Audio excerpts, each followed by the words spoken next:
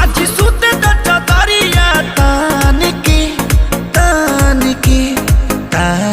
के टूट जाए राजा जी, टूट जाए राजा जी पलंग सागवान के, टूट जाए राजा जी पलंग सागवान के।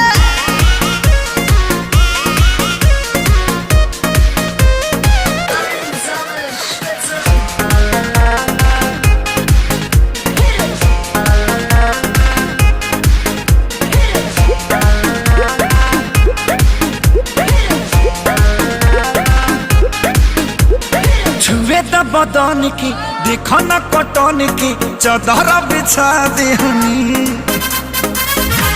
पलम जी मन पिघला दे